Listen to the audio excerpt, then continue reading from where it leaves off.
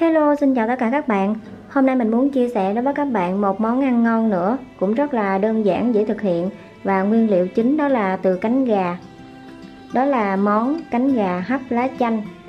Rồi để thực hiện món ăn này thì các bạn sẽ chuẩn bị cho mình ở đây là 500g cánh gà sau khi mua về thì rửa sạch qua với nước muối. Và đây là một ít lá chanh. Mình sử dụng khoảng 15 lá chanh. Nhưng mà trong quá trình mình hấp thì mình chỉ sử dụng khoảng 10 lá chanh thôi. Rồi ở đây là một ít hành tím cũng như là tỏi. Và đây là 5 cây sả. Cũng như là các gia vị nêm nếm cần thiết như là muối, hạt nêm và tiêu. Rồi nguyên liệu đơn giản như thế này thôi. Bây giờ chúng ta sẽ cùng bắt tay vào thực hiện món cánh gà hấp lá chanh này nhé.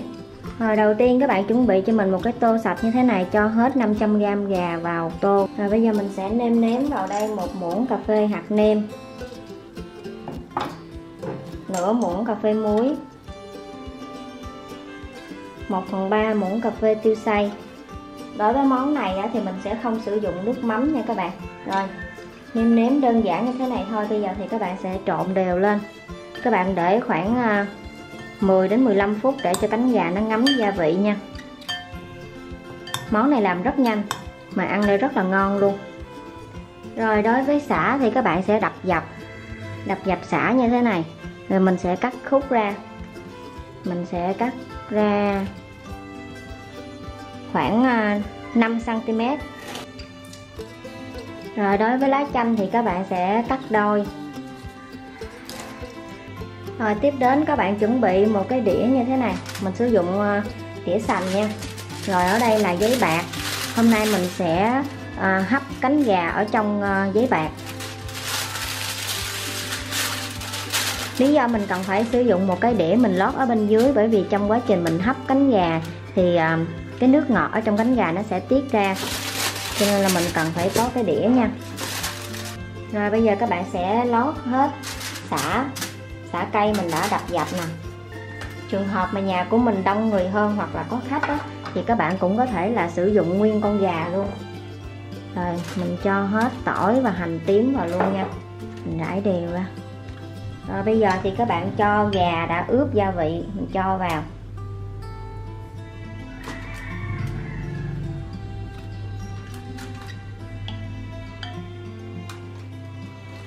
Rồi cuối cùng là các bạn sẽ cho lá chanh lên. Rồi lúc này các bạn sẽ gói lại nha.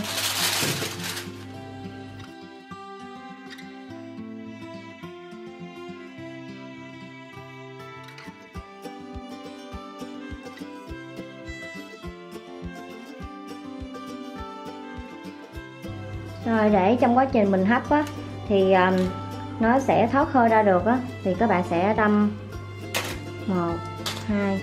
Rồi bây giờ thì mình sẽ cho vào nồi hấp và mình đi hấp chín nha. Rồi các bạn sẽ hấp mức lửa lớn và mình sẽ hấp trong khoảng thời gian là 25 đến 30 phút nha. Tùy theo số lượng, trọng lượng gà mà các bạn hấp. Nếu như mà ít như thế này nửa ký như thế này thì các bạn chỉ cần hấp khoảng 25-30 phút. Trong trường hợp mà các bạn hấp nguyên một con gà luôn thì có thể là 45 phút nha các bạn. Rồi như vậy là sau khoảng thời gian là 25 phút các bạn. Bây giờ thì cánh gà cũng đã chín rồi. Bây giờ thì mình sẽ mở nắp ra. Wow, quá thơm luôn. Mình thấy là mùi lá chanh với mùi sả rất là thơm rồi đó. Lúc này thì nó vẫn còn nóng lắm, cho nên là mình chờ cho nó bớt hơi nóng một chút rồi mình sẽ lấy ra nha. Rồi bây giờ thì mình sẽ cắt giấy bạc ra ha các bạn. Rất là nóng Wow, thơm quá thơm luôn.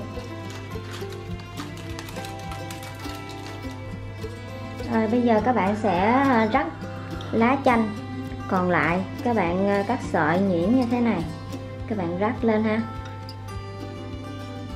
Rồi như vậy là chúng ta đã hoàn thành xong món gà hấp lá chanh ha các bạn. Món này thì mình sẽ ăn kèm với muối tiêu chanh.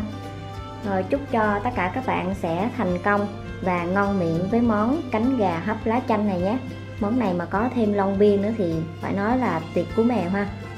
Rồi nếu như các bạn cảm thấy yêu thích thì đừng quên cho mình một like và đăng ký kênh ủng hộ cho mình, cũng như là chia sẻ cho thật nhiều bạn bè biết thêm một công thức nữa về cách làm cánh gà hấp lá chanh này nhé. Rồi hẹn gặp lại các bạn vào những món ăn ngon tiếp theo. Bye bye.